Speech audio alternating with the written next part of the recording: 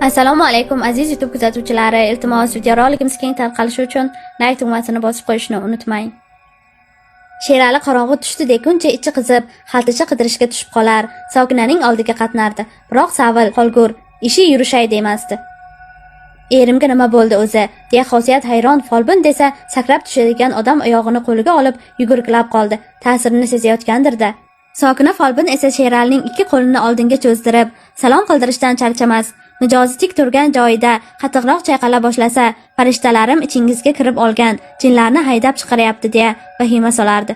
Qatnayotganining 3-kuni Sherali odatdagidek ko'zlarini yumib, qo'llarini oldinga cho'zgancha tik turarkan, beixtiyor munkib ketdi.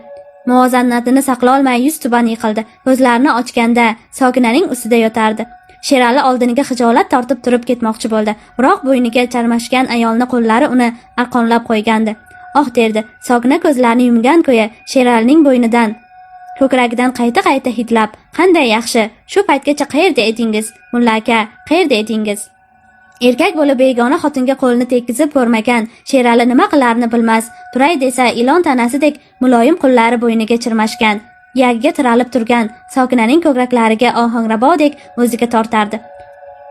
Oxiri chiday olmadi. Sherali ayolni mahkam quchoqlab, telbalarcha jo'ch kelgan joyidan o'pa boshladi.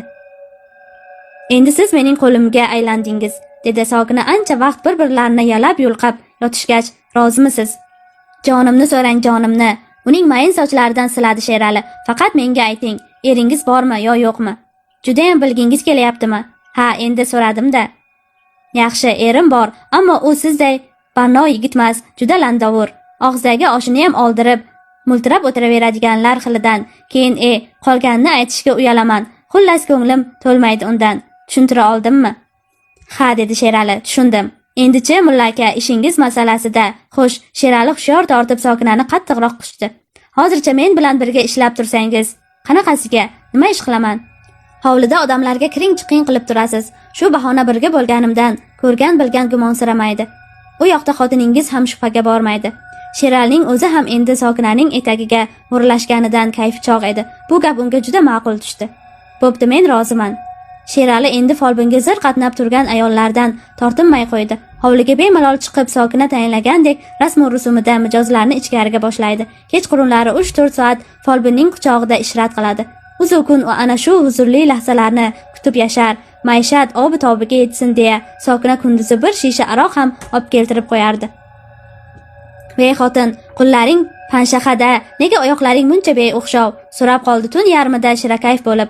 Folbinning yonidan qaytgan Sherali go'dagini allalab uxlayotgan Xosiyatga ko'zi chaqchayib tikilib, "Nima?" Xosiyat yalt etib eriga o'girildi. "Nima dedingiz?"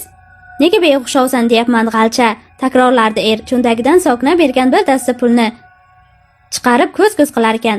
"Bu nima deganingiz, dadasi? Shuncha yashab qanaqaligimni bilmaganmidingiz?" "Ha, bilmagan ekanman", ko'zini lo'q qildi Sherali. "Dunyoda-chi shunaqa ayollar bor. Bu ularga qarasang ko'zing yayraydi. Senchi bo'lasanmi mundoq u yoq bu yog'ingga qarab yursang?" "Hali shunaqami?" O'rnidan turib ketdi Xosiyat. "Men beo'xshov bo'ldimmi? Bo'pti.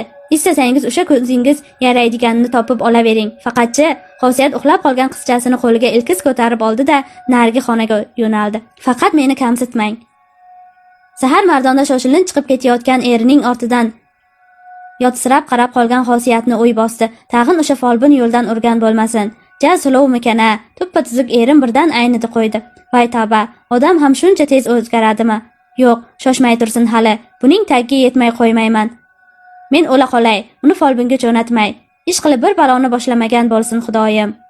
Kech kirgan pallada ham yuragini shubha gumonlar tark etmagan Xosiyat shom mahali bolalarni yetaklab yo'lga tushdi. Alamli o'y hayollarga berilib, 3 bolani yetaklagancha bir pasda qo'rg'onchaga yetib keldi va o'zi taxmin qilgan darvozaga yuzlandi. Darvoza qulf edi. Tomaqani aylanib o'tib hovliga kirib bormoqchi bo'ldi. Xosiyat hovliga kirganida uy chiroqlari o'chirilgan. Tiq etgan tovush eshitilmasdi. Qayoqqa gumdon bo'ldi bular? Hayron bo'ldi u. Biror yoqqa ketib qolishdimi yo? U yaqin borib, uy eshigini taqillata boshladi. Sado yo'q. Jahlga mingan Xosiyat eshikni oyoq bilan tepa boshladi. Shundan keyingina ichkaridan erkak va ayolning shivir-shiviri eshitildi. "Hoy, ochaveringlar!" Erining ovozini tanigan Xosiyat beixtiyor yig'lamsirab baqirdi. "Qo'rqmanglar, dodlamayman, faqat osalaring bo'ldi." Oradan 2-3 daqiqa o'tib uy chirog'i yondi va bo'sag'ada Sherali ko'rindi. "Ha, nima qilib yuribsan? Tun yarmida. Tinchlikmi? Oching eshikni. Nimaga qaqqayib turibsiz?"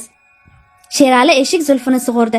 Ichkariga bolalarni yetaklab bostirib kirgan Xosiyat ko'z yugurtirib folbinni qidira boshladi. "Qani u?" so'radi erining qo'liga qizchasini tutqazib. "Qayerga berkitib qo'ydingiz oyimchangizni?" "Qanaqa oyimcha? Nimalar deyapsan?" Shu orada ichkari xona eshigi ohista ochilib, ich ko'ylakda Sokina paydo bo'ldi. "Keling singil." Hech narsa bo'lmagandek Xosiyatga so'z qotdi u. "Xush xizmat." "Nima?" Xosiyat kaftini manglayiga bosgancha ortga tislandi. "Hali sen? Voy sho'rim, voy men o'lib qo'ya qolay. Qanday sharmandalik." "Yo'q, qo'rqmanglar, baqirmayman." Xosiyat sen noto'g'ri tushunmaginda, uni yupatmoqchi bo'ldi Sherali. "Yaqinlashma menga." Ko'z yoshlari yuzini yuvib tushayotgan Xosiyat ovozini ko'tardi. "Bolam bor deb ham ortimdan izlab borib yurmagin. Bo'ldi, yetar. Jazoingni Xudo bersin." "Hoy xotin, qayoqqa?" Qizchasini mahkam bag'riga bosgancha tashqariga otilgan Xosiyatning ortidan baqirdi Sherali. "To'xtasang-chi." Sherali uning ortidan bormadi. Nimadir xalal berdi. Yuragi g'ashlanib ichkariga qaytib kirganida ne ko'z bilan ko'rsinki, boyagina ich ko'ylakda oppoq badanlarini ko'z-ko'z qilgan Sokina allaqachon kiyinib qo'lida katta sumka bilan uchishga shay qushday bo'lib turardi. "Mana endi tez ketmasam bo'lmaydi bu yerdan", dedi u istehzoli tirjayib, tag'in gap so'zga qolib yurmay. "Nima? Men-chi? Men nima qilaman endi? Bilmasam, sizga qiyin bo'ladi. Xotiningiz endi qaytmaydi-yov." Bu uning Sokinadan eshitgan so'nggi gapi bo'ldi. Sherali ancha vaqt turgan joyida toshday qotdi.